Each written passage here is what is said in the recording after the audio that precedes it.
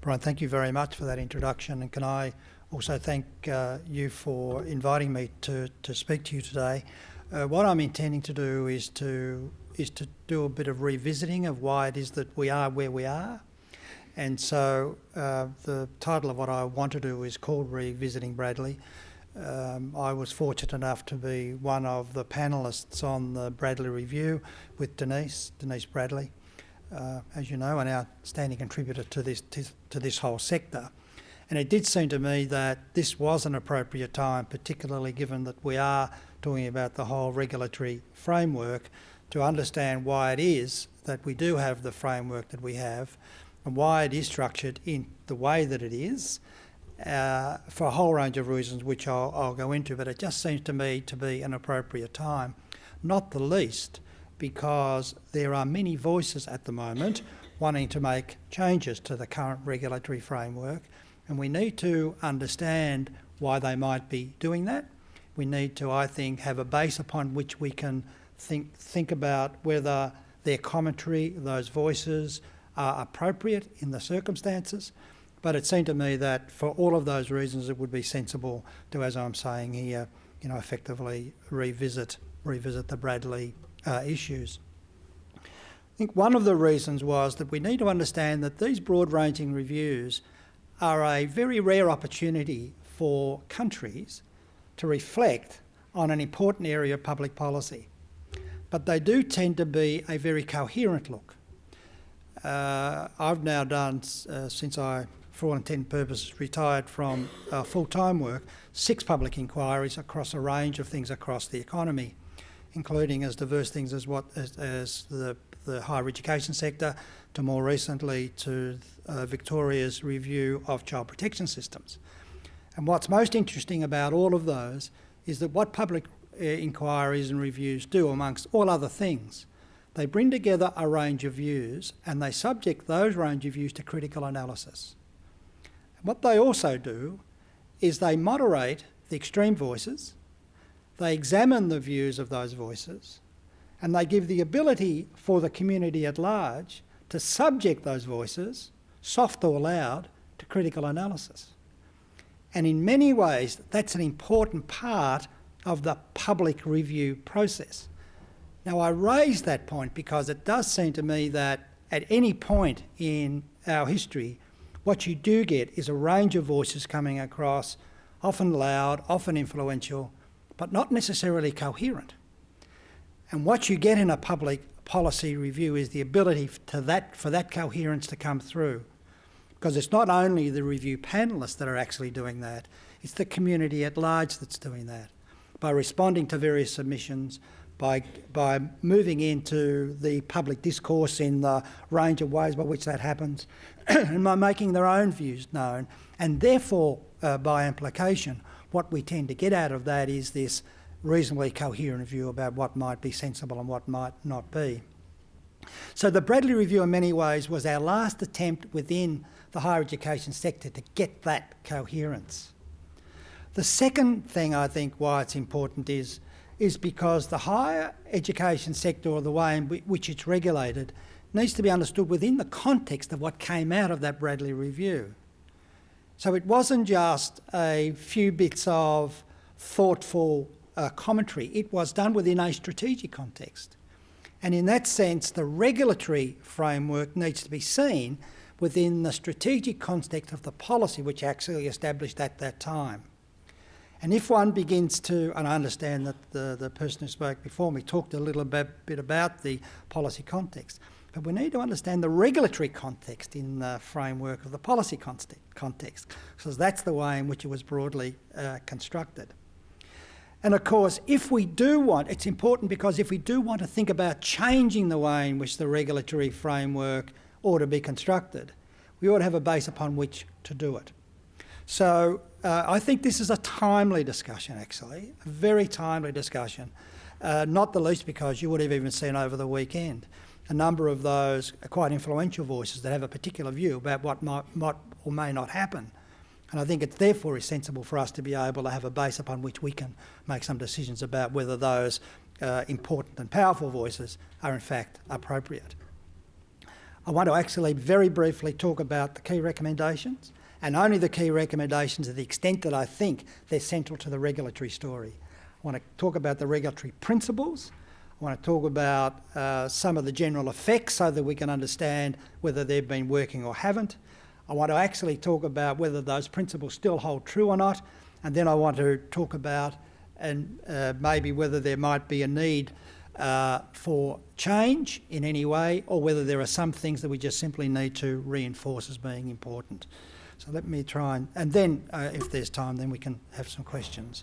First of all, what were the key recommendations? And I'm not going to labour on these because I know that for many of you, you're very familiar with this, but it's worthwhile just going back and looking at them again. First of all, and to some extent controversially, there was a suggestion there ought to be targets, primarily targets about the level of national participation in higher education, and then a very important target in many ways that's become important, that is some targets around the participation by low SES, from those from low SES backgrounds in the higher education sector.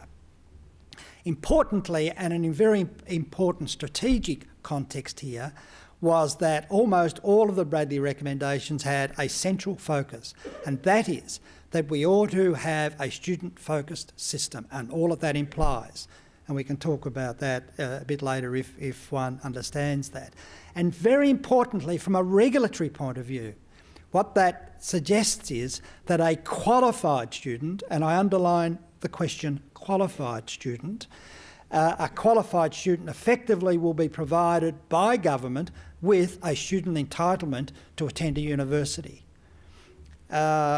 Me suggesting and underlying the word qualified student will be obvious to most of you, but I raise it also because, again, of some of those discordant commentaries that you will hear in this broader public discourse about this question about, you know, what constitutes qualified in this context. In relation to institutions, there were an important set of key recommendations about strengthening the accreditation and the regulatory system to the extent to which they affected institutions. And in many ways that goes to the heart of the role of what we currently call TEXA. That is, it was about reinforcing that with a particular overlay around the question of what constitutes risk for every one of those. And very importantly, and I'll come back to this in a minute, and why it was so, we are very strong in recommending that there ought to be one overlying regulator and a single regulator within a national framework for the tertiary education sector, not just simply universities. And I'll go and talk about that in a minute. What were some of the regulatory principles? And again, I'm not trying to cover every one of them, but just again as a bit of a revision, what were some of the key regulatory principles? First of all was that all higher education institutions be covered.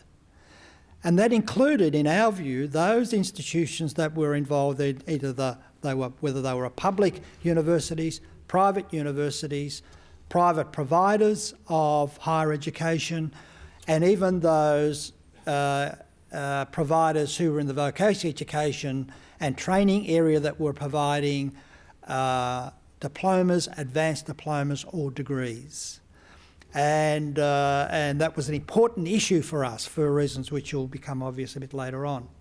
Secondly, an important principle was that regulatory scrutiny and supervision should be based around identifiable risk. Easily said, not easily done, of course. But it's an important regulatory principle that we shouldn't just think that should be one size fits all for the way in which we should apply regulation in the higher education sector. There will be areas based on an identified risk where it is likely that a higher level of scrutiny and a higher level of supervision will be required than might be required for other organisations. Very importantly, of course, some of the ways by which we will determine that regulatory risk won't necessarily be as obvious to everybody as they are to people in this room. For example, the whole question about the way in which reputation plays itself out in the particular higher education market is extremely important in this context. The second element, and this might sound somewhat counterintuitive, is that in many cases the most prestigious of our institutions might, counterintuitively, require from time to time even more regulatory supervision and oversight than some of those whose reputation is likely to be even more damaged than some of those prestigious organisations by the lack of quality that might be perceived within those institutions. So it requires a subtlety that may not have necessarily been discussed in as much detail in that broader discussion about what might constitute risk than we would have thought would have been appropriate and adequate. Another very important set of principles within Bradley was we felt we need to reinforce the criteria of the title of a university. Now, there are a number of reasons for this, and maybe just let me give you one or two. The more we looked at Australia's higher education system, the more we understood that we're operating in a global market for all sorts of reasons which are obvious to us, so we don't need to necessarily rehearse all of those again here today. But importantly, Australia's reputation as a provider of higher education requires an understanding by the rest of the world about the overarching quality of our system, not necessarily our individual institutions. And in that regard, it was particularly important that we have a clear understanding of what constitutes our university for us.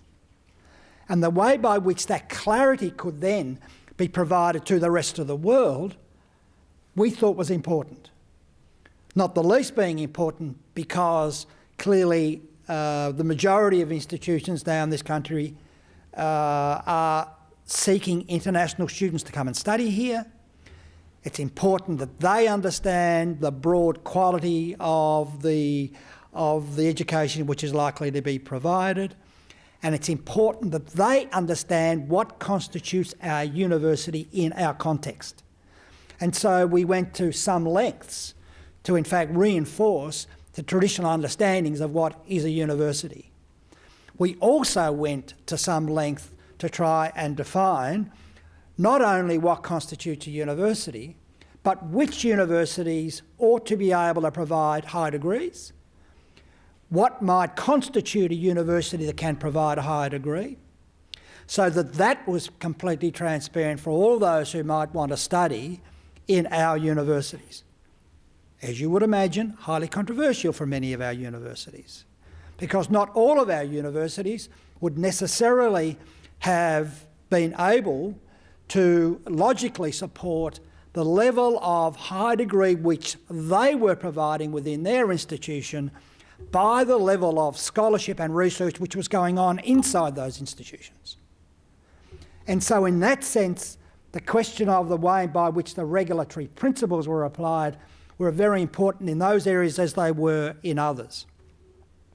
And as I alluded to earlier, an important regulatory principle was that we felt that a single national tertiary education regulator was required.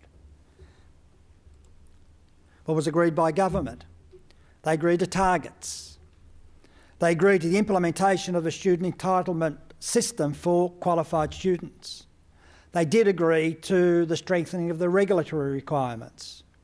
They agreed not to one regulator, but effectively two national regulators, one for higher education and one for VET. But with the implied, I think, suggestion that at some time in the future, there might be an opportunity to be able to bring those two regulators together in a way which we at least had a vision for maintaining a degree of coherence. And we should keep that in the back of our mind as we're having our conversation today. And very importantly, that regulatory scrutiny and supervision should be based on regular and thorough audit processes and clearly identified risk. Now again, there's a subtlety in this particular message, because that doesn't mean that those audit processes ought to be the same for every institution. But again, they should be based on some understanding by the regulator, well defined, clearly articulated, well codified within the rules of the regulator around this audit and risk approach. What has been the general effect of Bradley on the sector then? I think there's no doubt that the student entitlement approach has increased the number of students and competition for students. That competition for students, in a sense, leads into the important next question and the next issue, which it's clearly reinforced and forced institutions, including my own, to almost constantly ask itself a series of questions about what is its reason for existence, and where does that institution have a strategic, long-term competitive advantage, and what must it do to actually make sure that that's implemented in practice. Because what's behind the whole idea of a student entitlement system is a recognition that students are likely to have a flight to quality. Now, flight to quality for a student will vary. It'll vary in all sorts of ways.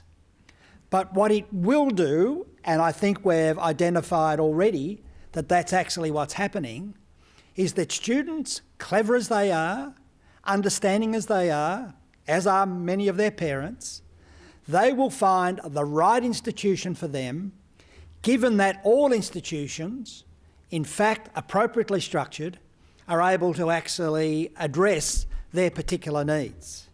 And that's creating, in many ways, a mini revolution, as most of you would understand, within the higher education sector.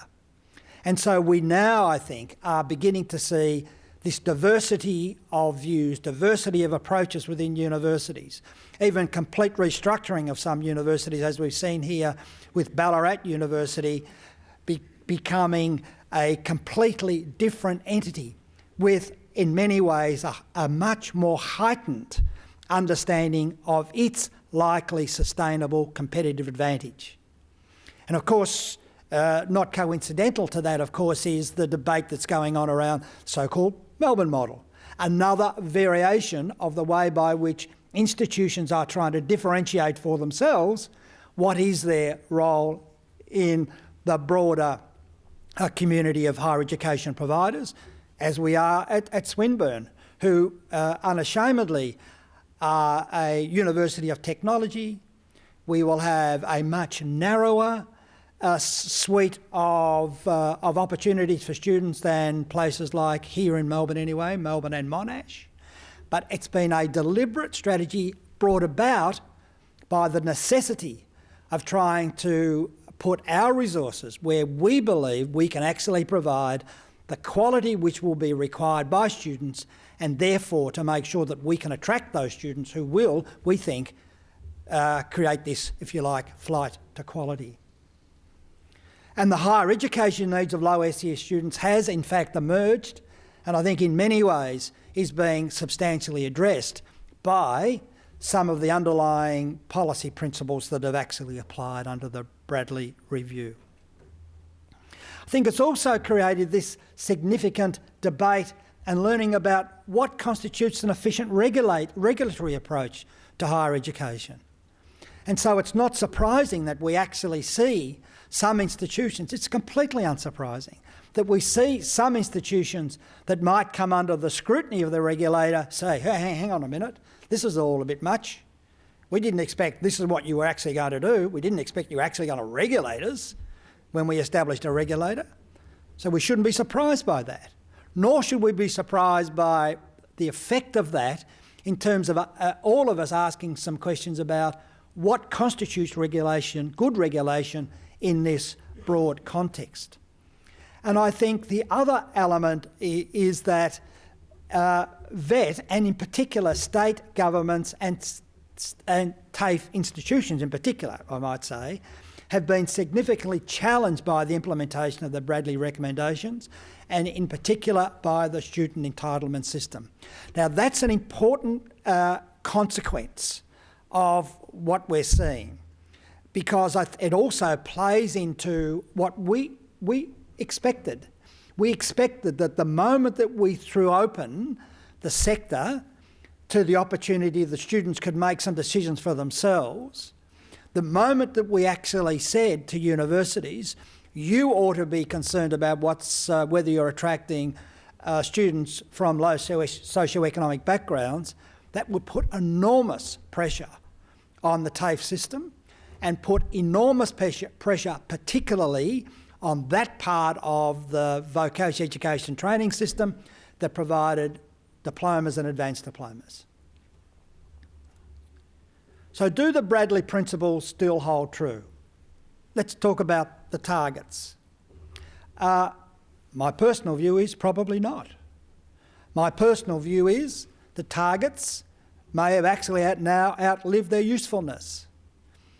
I think it actually might be the case that the targets are now counterproductive.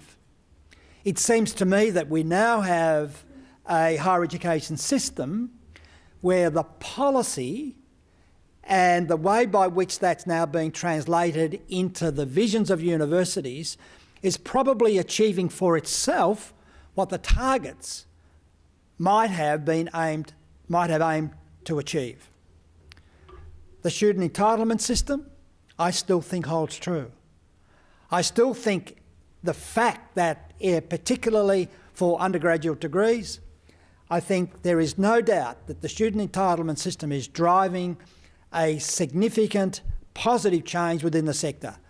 And again, I can only answer it from an institutional point of view, from our own perspective, and it's the way by which we think about the way in which we need to not only accommodate teaching and learning and scholarship at the undergraduate level, but the way by which we think about research and postgraduate training and PhDs and our research. Because we know that they are a coherent whole, and the way by which we will, on the one hand, attract high-quality students will be to make sure that we're providing high-quality research output. So there's a coherence about that I think still holds true. Does strengthening the regulatory framework and adopting better practice regulatory principles still hold? Yes. I mean, there's no doubt that the alternative could be to hand this all back to the department again, which has been the tradition. I think that would be a great retrograde step, because I think the departments of government actually are not in a position to understand good regulatory principles and understand and apply sensible risk-based approaches to the way in which we think about what's going on in the higher education sector right now. They simply do not have the capability to do it.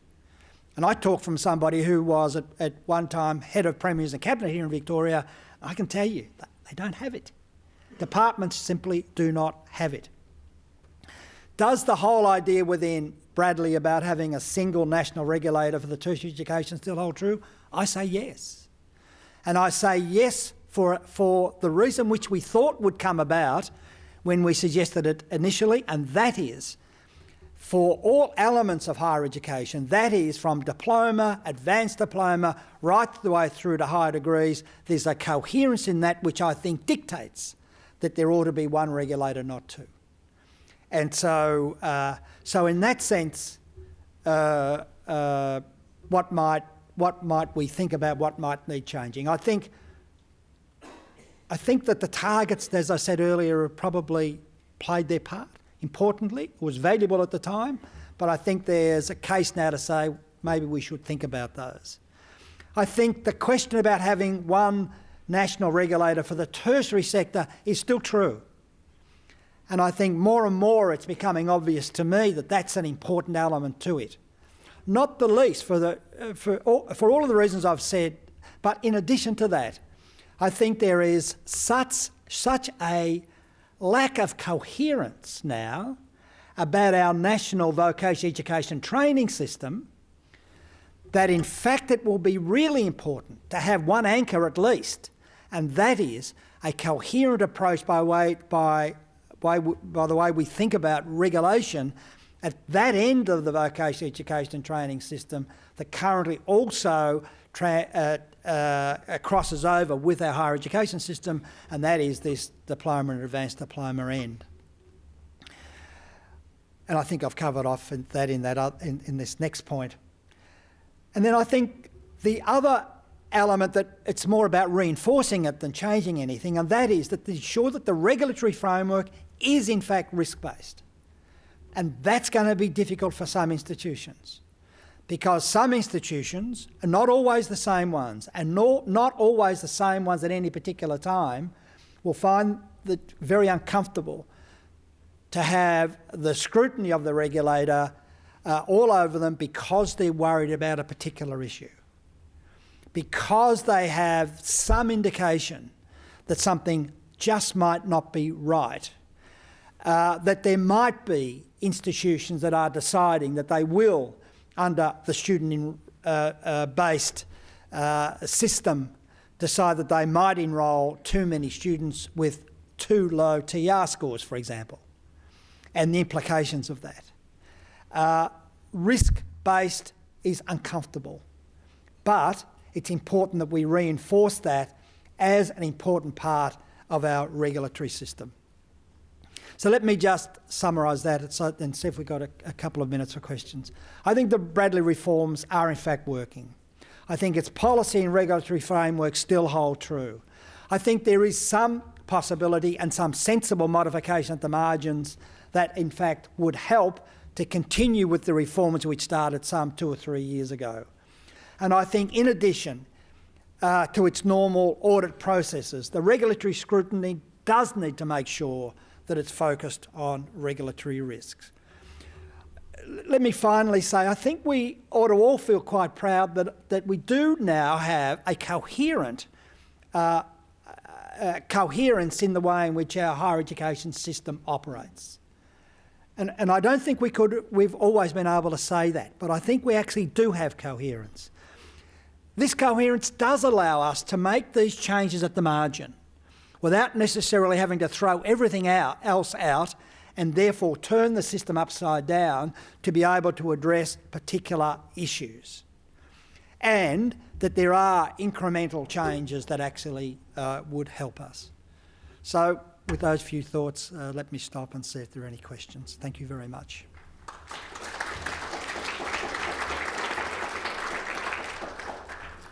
Thank you very much, Bill. We deeply appreciate your reprise of the Bradley recommendations and your informed reflections on the principles that underpin the Bradley review and the powerful impact that the Bradley process has had on the sector with such clarity. You presented those to us, and we appreciate that. We also value your observations on whether the Bradley principles still hold true. You believe, I perceive, that there is a coherence of policy on matters like student targets and student entitlements. The actions of implementing those recommendations have certainly strengthened our regulatory framework. And you do observe that coherence demands that it would be better for one regulator instead of two. There is a need to ensure that the framework continues to be risk-based. A need for some modifications around the edges, I think you put it, and an incremental improvement of our regulatory process. A broad canvas, we're most grateful for your observations. Now, Bill has agreed to answer any questions that we have arisen. Thank you. Mr. Scales, Adrian McComb from the Council of Private Higher Education. It seems to me that your talk was very university-centric. There was quite a lot in the Bradley about non-university providers, and I wanted to ask you the question of what kind of student demand-driven system do we have that directs students to 37, 38 public universities and ignores the rest of the 160 providers? Well, actually, the term tertiary education is not public university. I mean, I'd assume that would have been understood. But it doesn't actually direct them only to public universities, of course. There are some private universities. And I think the late... No support, sir. Pardon? None of the students have any Oh no, actually that's not right. No, the loan system is actually much more generous than HECS. That's the reality. The work, hang on a minute. There's no question, if you go back and look at the underlying work that was done in Bradley, we looked at that in great detail. In fact, the loan system is much more generous. So it's actually not true that the private providers don't get support at all. And by the way, I think the regulatory framework is a form of support that's actually quite important. So I don't think that's true at all. Now that's not to suggest, by the way, I don't want you to interpret what I've said as saying the private providers aren't important. They are. They're critically important. And we saw them as being critically important. And in fact, we argued that there was likely to be an increasing,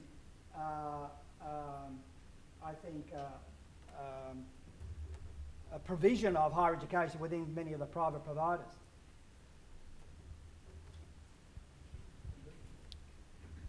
Mark Harding, Australian College of Theology. I can tell you for a fact that private providers not listed on Table B do not get access to the Research Training Scheme funds, and that fact alone will drive many private providers from putting a cap on their aspirations to be universities.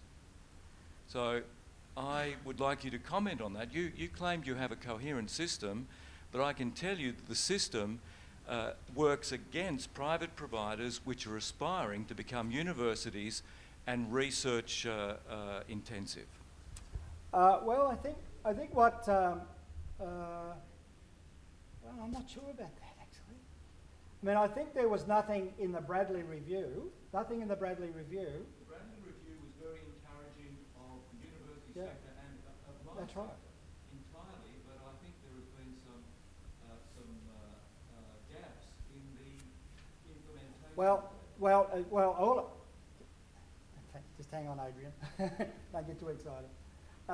The Bradley Review was very clear about that, in the sense that if private providers could meet the needs which the university are required to become, which includes the research that we outlined was required, and if they could provide the level of high degrees and research in the three key areas, then they ought to be able to be categorised as university. We're clear about that.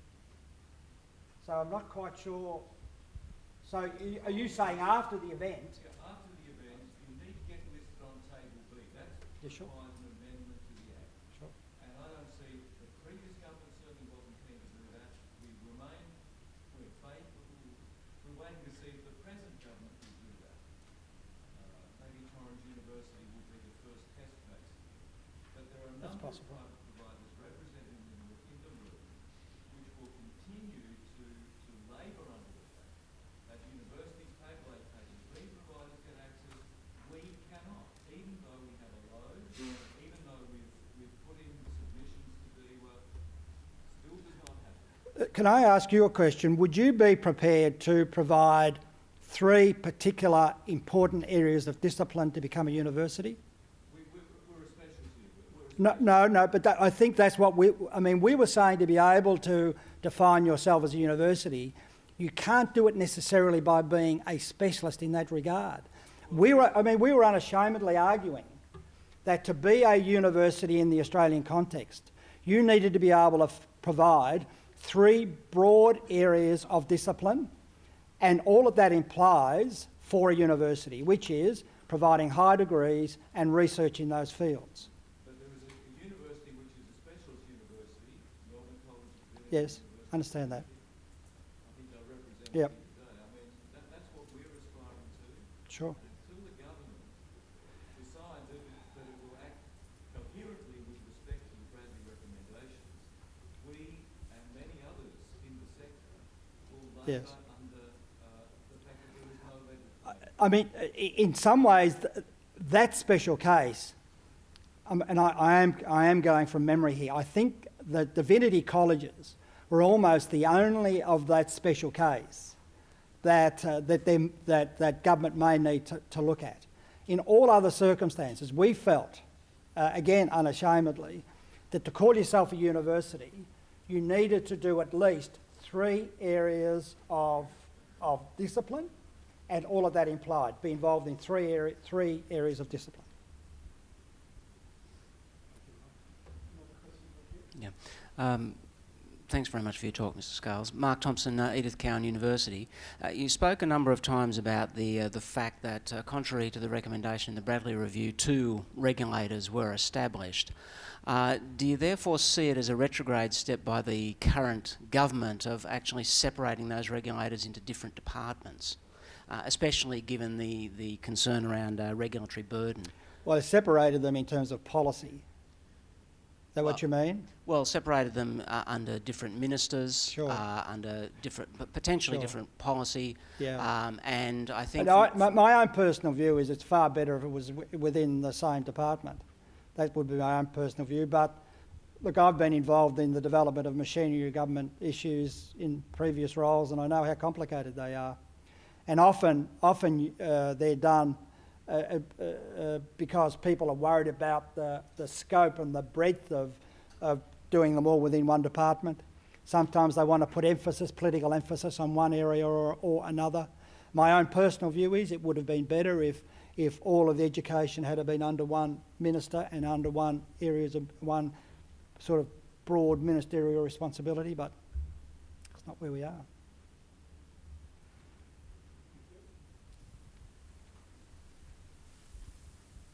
Andrew Morgan, Academy of Design. Yes, thanks very much for your talk, which I think did put it in a useful, broad context. I'm just curious, I suppose, to know whether you have any comments, given your obvious support for the idea of a single, unified, coherent system, whether you'd like to comment on Professor Craven's earlier suggestion that a separate legislative instrument is required to underpin university activities, because it seems to me that on the sort of philosophical meta level he was talking about, that sounds more like a kind of disaggregating gesture. Look, I didn't hear, I only heard about Greg's comments indirectly, so it's actually quite hard for me to make a comment on it, because it's too easy to misunderstand it. I think he was trying to be helpful, though, wasn't he? I mean, from what I can tell, he was actually trying to say, wouldn't it be good to find a common way by which we could all understand what a university is and put it into national legislation? I don't think he was trying to do anything else other than to try and be helpful, really.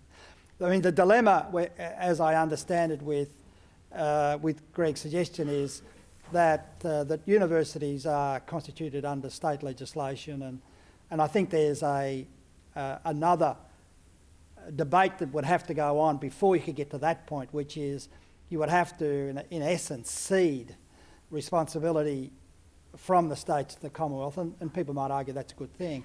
But I think you'd actually have to do that first before you got to the measure that I think Greg was wanting to sort of be a bit helpful with. As you can see, Greg's the entertainer and I'm not. But, I think Greg's comment, if I read it correctly, was to provide a philosophical statement at a very high level. He said no more than 2 pages, so it would be a very brief document that would fall far short of the regulatory or fiscal policy. Was that your impression? Yes, I think it's hard for any of us to actually try to speak about that outside the context in which he was giving his total paper.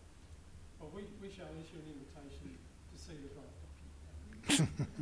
Good idea. Any more questions?